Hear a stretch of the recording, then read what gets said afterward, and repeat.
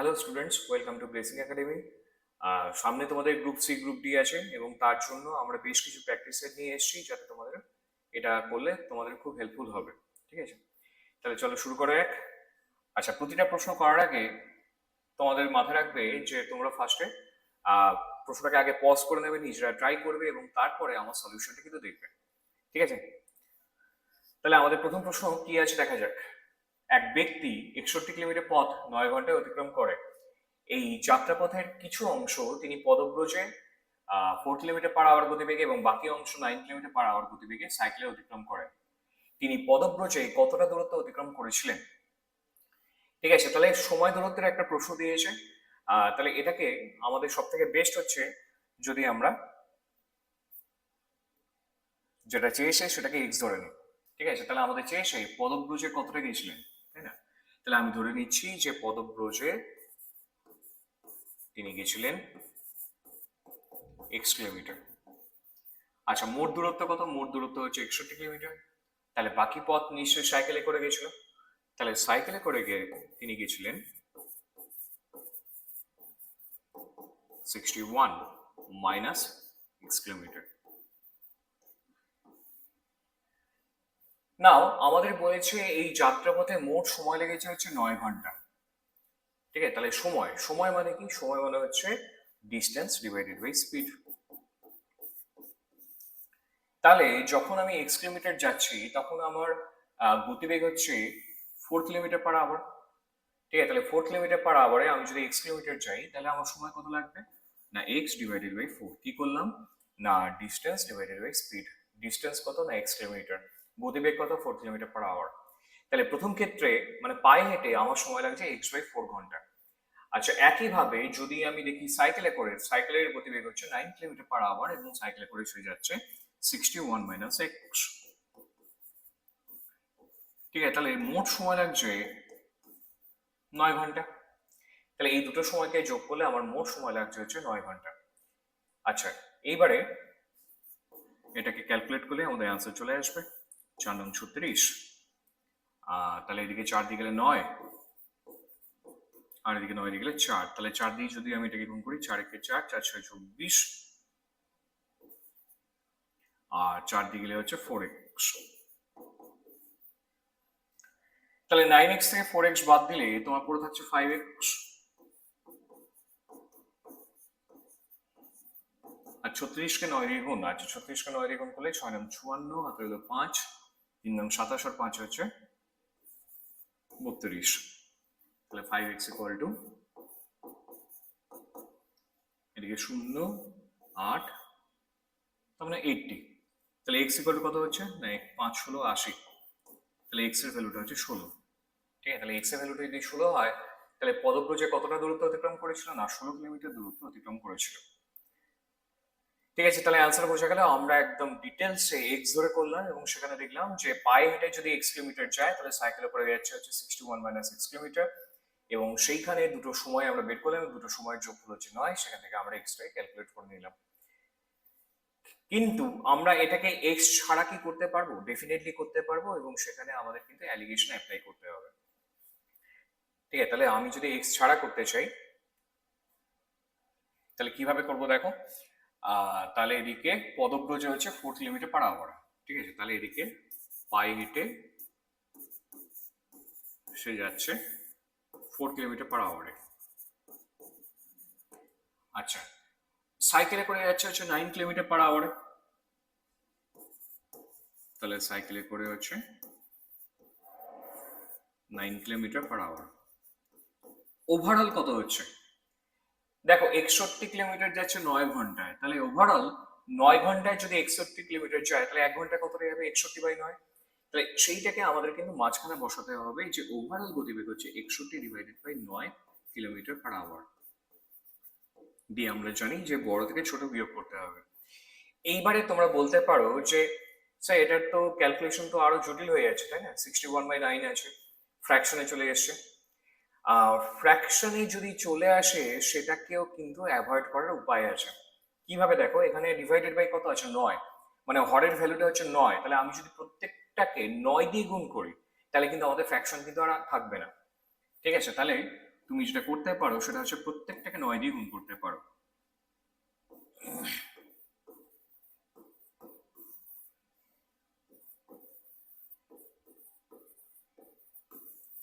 তাহলে যদি আমি 4 কিলোমিটার পার আওয়ারকে 9 দিয়ে গুণ করি তাহলে কত আসবে? 36। যদি 9 কিলোমিটার পার আওয়ারকে 9 দিয়ে গুণ করি তাহলে হচ্ছে 81। আচ্ছা, আর মাঝখানে 61/9 কে আমি যদি 9 দিয়ে গুণ করি তাহলে মাইনাস এদিকে আসবে 61 দিয়ে বড় থেকে ছোট বাদ দিয়ে দাও। তাহলে 6 দিয়ে গেলে 5, এটা 4 হলো 2, আর এদিকে হচ্ছে 20। তাহলে এটা রেশিওতে থাকবে 5 দিয়ে গেলে 4, 5 দিয়ে গেলে হচ্ছে 5। তাহলে তোমার কত বেরোলো না? 4:5। ঠিক আছে, এইভাবে আমাদের যে 4:5 বেরোচ্ছে এটাকে মাথায় রাখতে হবে, এটা কিন্তু সময়ের অনুপাত। ঠিক আছে, তাহলে এইটা হচ্ছে সময়ের অনুপাত। খেয়াল রাখবে যে গতিবেগের যখন তুমি অ্যালিগেশন করছো, এগুলো কি ছিল? গতিবেগ ছিল, তাই না? যে 4 kilometre per hour, 9 kilometre per hour, 61/9 kilometre per hour. তাহলে গতিবেগের তুমি যখন অ্যালিগেশন করছো তাহলে সেই ক্ষেত্রে রেশিও হিসেবে তোমার যেটা পাবে সেটা কিন্তু সময়ের অনুপাত বেরোবে। ঠিক আছে, তাহলে আমরা এটা বলতে পারি যে পায়ে হেঁটে সে গেছিল হচ্ছে 4 ঘন্টা, আর সাইকেলে করে সে গেছিল হচ্ছে 5 ঘন্টা। তাহলে 4 আর 5 হচ্ছে 9 ঘন্টা, এবং টোটাল সময় কিন্তু আমাদের 9 ঘন্টায় লেগেছিল। ঠিক আছে, তাহলে 9 ঘন্টার মধ্যে 4 ঘন্টা লেগেছিল হচ্ছে পায়ে হেঁটে। তাহলে পায়ে হেঁটে যদি 4 ঘন্টা লাগে, পায়ের গতিবেগটা কত ছিল না? 4 কিলোমিটার পার আওয়ার। তাহলে 4 কিলোমিটার পার আওয়ার গতিবেগে 4 ঘন্টায় সে কতটা যাবে? 4x4 মানে 16 কিলোমিটার যাবে। তার মানে পায়ে হেঁটে সে 16 কিলোমিটার পথ অতিক্রম করেছিল। তাহলে এইটাকে আমরা কিন্তু এক্স ছাড়া সলিউশন করতে পারছি। ক্লিয়ার হলো? নেক্সট। আচ্ছা, এখানে আমাদের বলেছে একটি বর্গাকার জমির কর্ণ হচ্ছে 30 মিটার, ওই বর্গাকার জমির ক্ষেত্রফল নির্ণয় করুন। ঠিক আছে, তাহলে মেনসুরেশনের থেকে আমাদের একটা প্রশ্ন দিয়েছে। তাহলে বর্গাকার জমির কর্ণ এর ইয়েটা কত, এর ফর্মুলাটা কি? ঠিক আছে, বর্গক্ষেত্রের কর্ণের ফর্মুলা হচ্ছে a√2, যেখানে a হচ্ছে বর্গক্ষেত্রের বাহুর দৈর্ঘ্য।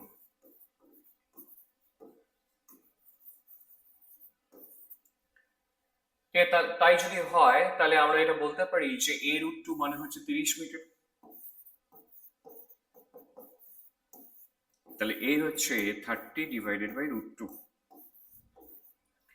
আমাদের চেয়েছে বর্গাকার জমির ক্ষেত্রফল নির্ণয় করো। আচ্ছা, ক্ষেত্রফল মানে হচ্ছে বাহু স্কোয়ার। আচ্ছা, বাহুটাকে আমরা a ধরেছি, তার মানে a স্কোয়ারটাই হচ্ছে তোমার অ্যান্সার। তাহলে উভয় পক্ষে যদি আমি স্কোয়ার করে দিই তাহলে এদিকে হবে 30/√2 তার হোল স্কোয়ার। 30 স্কোয়ার হচ্ছে 900, আর √2 এর হোল স্কোয়ার হচ্ছে 2। তার মানে তোমার এখানে অ্যান্সারটা হয়ে গেল 450। তাহলে তোমার ফাইনাল অ্যান্সারটা হচ্ছে 450 বর্গমিটার। ঠিক আছে, তাহলে বর্গক্ষেত্রের যে কর্ণের ফর্মুলাটা ছিল সেই ফর্মুলা দিয়ে আমরা কি করলাম? বাহুর দৈর্ঘ্য বের করলাম, এবং সেইখান থেকে আমরা বাহু স্কোয়ার করলাম, আমাদের অ্যান্সারটা চলে এলো। তো তুমি যদি ডাইরেক্ট করতে চাও তাহলে কর্ণ আর ক্ষেত্রফলের মধ্যে কিন্তু একটা সম্পর্ক আছে। সেই সম্পর্কটা হচ্ছে যে ক্ষেত্রফল ইকুয়াল টু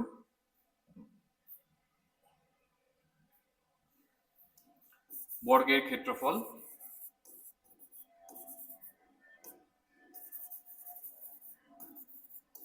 ইকুয়াল টু হচ্ছে কর্ণ স্কোয়ার /2। আচ্ছা, তাহলে কর্ণের দৈর্ঘ্য হচ্ছে 30, তাহলে 30 স্কোয়ার /2। 30 স্কোয়ার হচ্ছে 900, 900কে 2 দিয়ে ভাগ করলে 450। তাহলে আমাদের কিন্তু ডাইরেক্ট অ্যান্সার বেরিয়েছে, অর্থাৎ তোমাকে স্টেপ বাই স্টেপ করতে হবে না। আগের বার কি করেছিলাম আমরা? প্রথমে আমরা বর্গক্ষেত্রের দৈর্ঘ্য বের করেছিলাম এবং সেইখান থেকে ক্ষেত্রফল বের করেছিলাম। তুমি যদি এটাকে মাথায় রাখতে পারো তাহলে কিন্তু আমাদের ডাইরেক্ট অ্যান্সারটা চলে আসবে যে বর্গক্ষেত্রের ক্ষেত্রফল মানে হচ্ছে কর্ণ স্কোয়ার /2। ওকে, নেক্সট। পরেরটা আমাদের বলেছে যে 18/6কে শতাংশে পরিণত করো।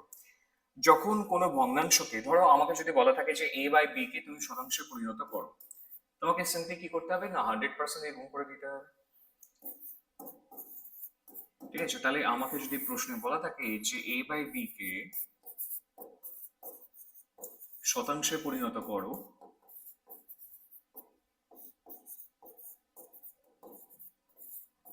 তাহলে আমাদের সিম্পলি কি করতে হবে না 100% দিয়ে গুণ করে দিতে হবে।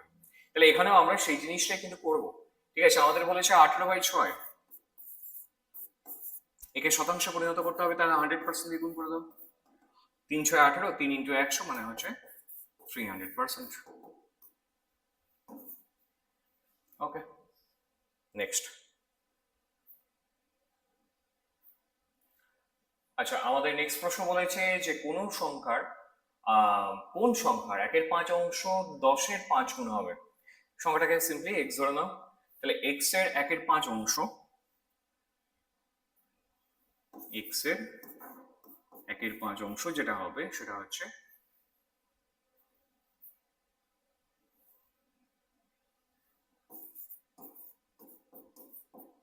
10 এর 5 গুণ। আচ্ছা, 10 এর 5 গুণ মানে কত? 10 × 5, তাই না? মানে 50। তাহলে x = 50 আর 5টা এদিকে গুণ হয়ে যাবে, মানে অ্যান্সারটা হচ্ছে তোমার 250।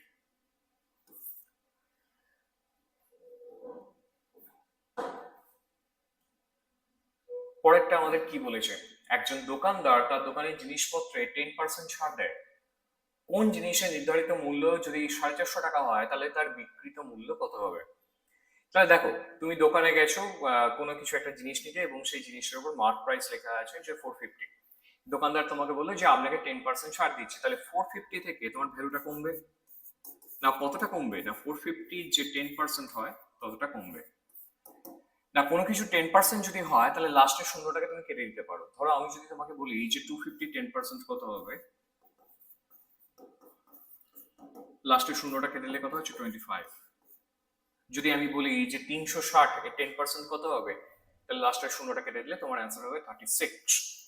ঠিক আছে, তাহলে যদি লাস্টের শূন্য না থাকে তাহলে কি করবে? ধরো আমি যদি বলি যে 272 এর 10% কত হবে, তাহলে এক ঘর দশমিক সরে যাবে, অর্থাৎ অ্যান্সারটা হবে 27.2। সেক্ষেত্রে এক ঘর দশমিক সরে যাবে, কারণ 10% মানে হচ্ছে 1/10। ঠিক আছে, তাহলে 450 10% মানে হচ্ছে 45। তাহলে 450 থেকে যদি আমি 45 বাদ দিই, তোমার অ্যান্সারটা হয়ে যাবে 405। ঠিক আছে, অর্থাৎ অপশন ডি হয়ে গেল তোমার উত্তর। ঠিক আছে, তোমরা এইভাবে করতে পারো। ঠিক আছে, আরেকটা উপায় করা যেতে পারে, সেটা হচ্ছে যে তুমি যখন বাড়াচ্ছ বা কমাচ্ছ, যেমন এখানে আমাদের বলেছে যে 10% হচ্ছে ছাড় দিচ্ছে, তাহলে 10% যদি আমি ছাড় দিই মানে কমে যাচ্ছে, তাই না? তাহলে 100 থেকে 10 কমালে কত হচ্ছে 90%, অর্থাৎ ভ্যালুটা যেটা আগে ছিল তার 90% ভ্যালু এখন থাকবে। ভ্যালুটা আগে ছিল তোমার 450, তাহলে 450 90% কত হচ্ছে? এইভাবেও তুমি হিসাব করে নিতে পারো। ঠিক আছে, তাহলে দুভাবে করা যেতে পারে, মানে ইনক্রিজ ডিক্রিজ, তাই তো?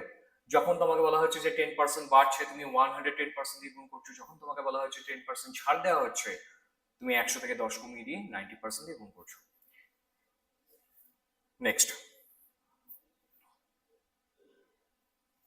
আচ্ছা, আমাদের বয়সের একটা প্রশ্ন দিয়েছে যে এ আর বি এর বয়সের অনুপাত হচ্ছে 3:5, বি এর বয়স হচ্ছে এর থেকে 8 বছর বেশি হলে তাহলে এ এর বয়স কত হবে? আচ্ছা, দুজনের বয়সের অনুপাত আমাদের দেওয়া আছে 3:5 বর্তমানে। তাহলে বি এর যে বয়স, তাহলে এর থেকে কতটা বেশি হচ্ছে না 2 একক বেশি হচ্ছে। আর আমাদের প্রশ্নে বলে দিয়েছে যে 8 বছর বেশি হচ্ছে, তাহলে আমরা এটা বলতে পারি যে 2 একক মানেই হচ্ছে 8 বছর। তাহলে 1 একক মানে হচ্ছে 4 × 8। তাহলে 1 একক মানে যদি 4 বছর হয়, আমাদের চেয়েছে এর বয়স কত, তাহলে এর বয়সটা হচ্ছে 3 একক। তাহলে 3 একক মানে হচ্ছে 3×4 = 12, তাহলে অ্যান্সারটা হচ্ছে 12 বছর। ঠিক আছে, তাহলে এর বয়স হচ্ছে 12 বছর। ঠিক আছে, আমরা এক্স ধরেই করতে পারতাম, যদি তুমি 3x 5x ধরো অসুবিধা কিছু নেই। সেই জায়গায় আমরা কি করব না 2x = 8 বছর লিখবো এবং সেই ক্ষেত্রে 3x = 12 বছর বেরোবে। তাহলে এক্স ধরতে আমাদের অসুবিধা নেই। যখন তুমি এক্স ধরবে তখন কিন্তু আমাদের ইকুয়াল সাইন দিতে হয়, যখন তুমি এক্স ধরবে না তখন তোমাদের কিন্তু ইকুইভ্যালেন্ট চিহ্ন দিতে হবে। নেক্সট। আচ্ছা, আমাদের একটা ক্যালকুলেশনের প্রশ্ন দিয়েছে যে 36 এর 0.4% কত হবে? ঠিক আছে, তাহলে 36 এর মানে কি? এর মানে হচ্ছে গুণ চিহ্ন, তাহলে যেখানে এর লেখা আছে সেখানে আমি গুণ চিহ্ন বসালাম। আর বলেছে 0.4%, তাহলে 0.4% কে আমি লিখতে পারি 0.4 / 100। ঠিক আছে। আচ্ছা, এইবার তুমি 4 দিয়ে 4 25 125 দিয়ে ভাগ করতে পারো এটাকে, কিন্তু সেটা করবে না। নিচে যখন 10 বা 100 পুরোপুরি কাটবে না, তুমি সেটাকে ওইভাবে রেখে দাও, তাহলে আমাদের ক্যালকুলেশনে কিন্তু সুবিধা হয়। দশমিকটাকে যদি আমি তুলে দিই, তাহলে উপরে থাকছে 36×4 আর নিচে এটা হয়ে যাবে 1000। না, 36কে 4 দিয়ে গুণ করলে হবে 144। তাকে যদি আমি 1000 দিয়ে ভাগ করি, তাহলে আমার 1 ঘর 2 ঘর 3 ঘর, অর্থাৎ 3 ঘর পরে দশমিক সরে গিয়ে আনসারটা হবে 0.144। ঠিক আছে, তাহলে 0.144 অর্থাৎ অপশন সি হয়ে গেল তোমার অ্যান্সার। বোঝা গেল? নেক্সট,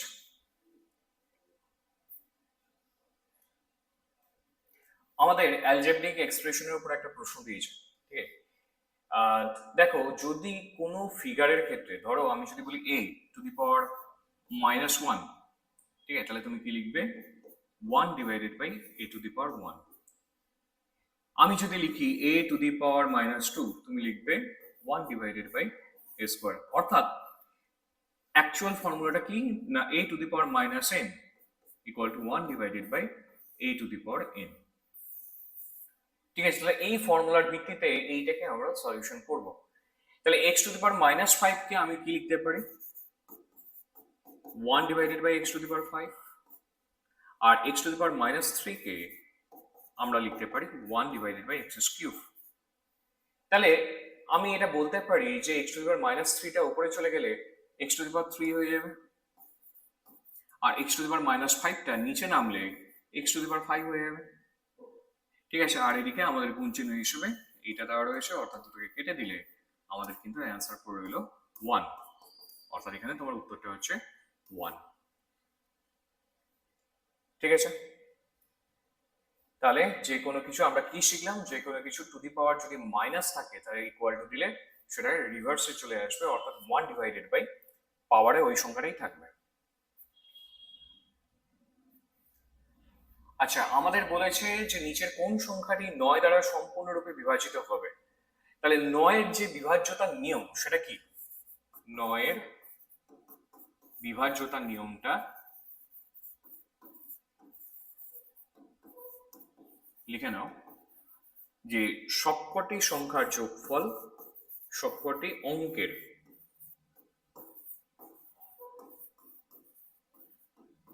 যোগফল 9 দ্বারা বিভাজিত হবে।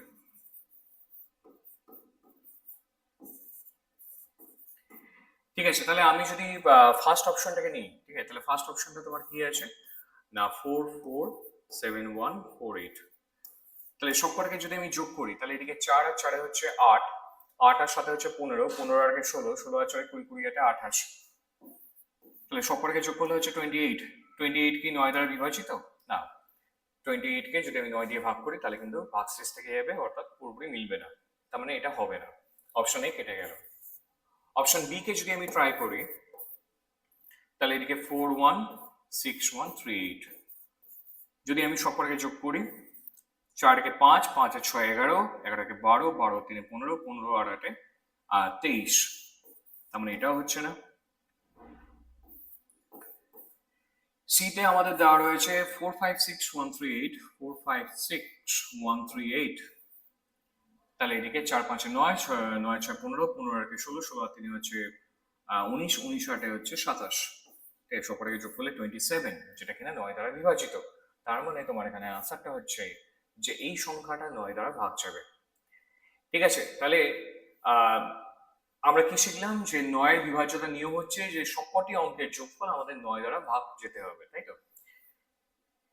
নাও এখানে এটাকে আমরা আরেকটু শর্টে করতে পারি, যে যোগফল যখন 9 হয়ে যাবে সেই অঙ্কগুলোকে তুমি কেটে দিতে পারো। ধরো আমি যদি প্রথমটা অপশনে ট্রাই করি, তাহলে 8 রেখে যোগ করলে হচ্ছে 9, তাহলে 8 রেখে যোগ করলে হচ্ছে 9, কেটে গেল। ঠিক আছে, আচ্ছা, এদিকে 7 আর 4 11, 11 আর 4 15, 15 আর 4 19, তাহলে এটাকে হচ্ছে 19। ঠিক আছে, তাহলে 19 তো হচ্ছে না। যদি আমি এদিকে দেখি, তাহলে এদিকে 8 আর 9, আর কিছু 9 হবে, 6 আর 3 যোগ করলে 9, কেটে গেল। পড়ে রইল 4 কে 5, 5 তো 9 দিয়ে যাচ্ছে না। যদি আমি এটাকে চেক করি, 4 5 9, আর 8 রেখে 9, আর 6 3 9, মানে সবকটাই কেটে গেল, তার মানে ডেফিনেটলি এই অ্যান্সারটা হবে। ঠিক আছে, তাহলে এইটাকে আমরা পুরোটা যোগ না করে আমরা এইভাবেও চেক করতে পারি যে যে অঙ্কগুলোর যোগফল 9 হবে তুমি সেগুলোকে কেটে দেবে। ঠিক আছে, সবকটা যখন কেটে যাবে তাহলে সেই সংখ্যাটা তোমার অ্যান্সার হয়ে যাবে। নেক্সট, আচ্ছা এটা কি বলেছে যে কোন সংখ্যা 25-এর 1-3 থেকে 6 বেশি হলে সংখ্যাটি কত হবে? ঠিক আছে, কোন সংখ্যা 25-এর 1-3 থেকে 6 বেশি হলে সংখ্যাটি কত হবে? তাহলে সংখ্যাটাকে এক্স ধরে নাও। তাহলে সংখ্যাটাকে যদি আমি এক্স ধরি, তাহলে এক্স ইকুয়াল টু 25-এর 1/3 এর থেকে 6 বেশি। যখনই আমাদের বেশি বলবে তখন যোগ করব, যদি বলে কম তাহলে বিয়োগ করব। তাহলে 6 বেশি বলেছে তাহলে আমরা 6 যোগ করব। আমরা জানি গুণের কাজটা আগে হয়, তাহলে 25 ডিভাইডেড বাই 3। ঠিক আছে, এখানে গুণ চিহ্ন কিন্তু নিচে যেহেতু 3 রয়েছে তাহলে আমাদের ভাগ করতে হবে। তাহলে 25-কে 3 দিয়ে ভাগ করলে কত হবে? 25-কে তুমি যদি 3 দিয়ে ভাগ করো তাহলে 3 আসলে 24, 1 10, 3 3 9, 1 10, 3 3 9, তার মানে এদিকে হবে 8.33। তার সাথে 6 যোগ করলে 8 আর 6 হচ্ছে 14, মানে আনসারটা হচ্ছে 14.33। ঠিক আছে, তাহলে সংখ্যাটা হবে 14.33। ওকে, নেক্সট, আমাদের মান নির্ণয় করতে বলেছে 120 ডিভাইডেড বাই, ঠিক আছে, তাহলে 120 ভাজিত 6 প্লাস 12 ইন্টু 2। ঠিক আছে, আমরা জানি ব্র্যাকেটের কাজ আগে হয় এবং ব্র্যাকেটের মধ্যে এখানে গুণ চিহ্ন রয়েছে, তাহলে গুণের কাজটা আগে হবে। তাহলে সবার প্রথমে আমরা কি করব? গুণের কাজটা করলাম, মানে 12 দুগুণে হচ্ছে 24। আচ্ছা, 24-কে 6 দিয়ে যোগ করলে তোমার হচ্ছে 30। তাহলে 120-কে যদি আমি 30 দিয়ে ভাগ করি তাহলে অ্যান্সারটা হচ্ছে 4। ঠিক আছে, তাহলে এই অ্যান্সারটা হচ্ছে আমাদের অপশন বি 4। ওকে,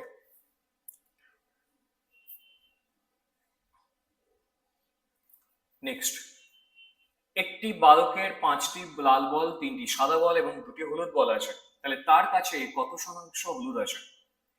তাহলে দেখো মোট বলের সংখ্যা কত? তাহলে মোট সংখ্যাটা হচ্ছে তোমার এদিকে 5 আর 3 হচ্ছে 8, 8 আর 2 হচ্ছে 10, তাহলে মোট বলের সংখ্যা হচ্ছে 10টি।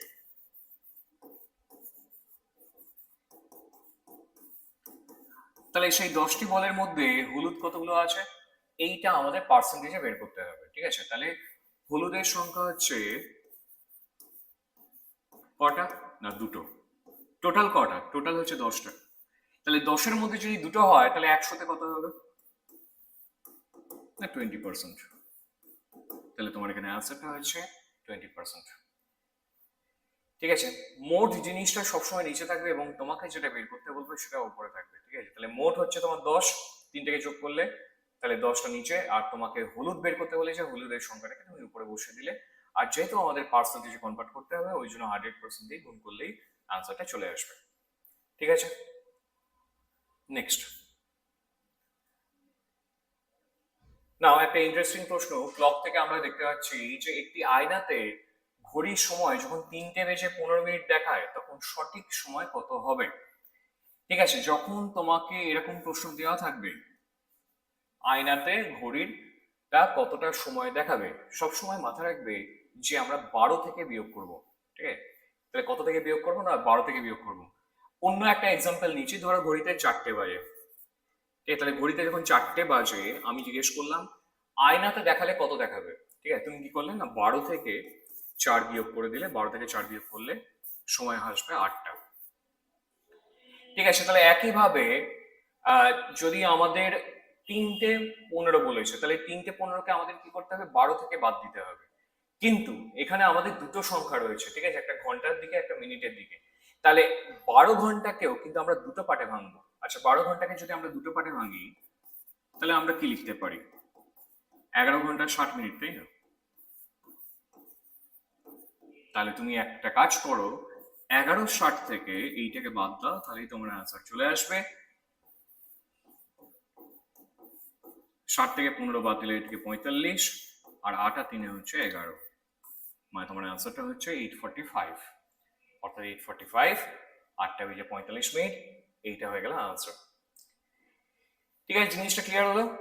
যে যখনই আমাদের বলবে যে এরকম ঘড়িতে এতটা বাজে, তার আয়নাতে কটা বাজে, তাহলে তোমাদের সবসময় কি করতে হবে, 12টা থেকে তোমাদের বিয়োগ দিতে হবে। যদি 3টের সময় থাকতো তাহলে আমরা কি করতাম, 3টের সময় থাকলে আমরা ওইটাই করতাম, যে 11-12টাকে 3টে পার্টে ভাগ করতাম, 11 ঘন্টা 59 মিনিট 60 সেকেন্ড, সেইখান থেকে বিয়োগ করতাম। ঠিক আছে, তাহলে আজকের ক্লাসটা এই পর্যন্তই থাকলো। তোমাদের কিন্তু পরের সপ্তাহে আবার কিছু প্র্যাকটিস নিয়ে আসবো, তোমরা এইভাবে প্র্যাকটিস করতে থাকো, আমাদের চ্যানেলে চোখ রাখো। ঠিক আছে, থ্যাংক ইউ সবাইকে, থ্যাংকস ফর লিসনিং।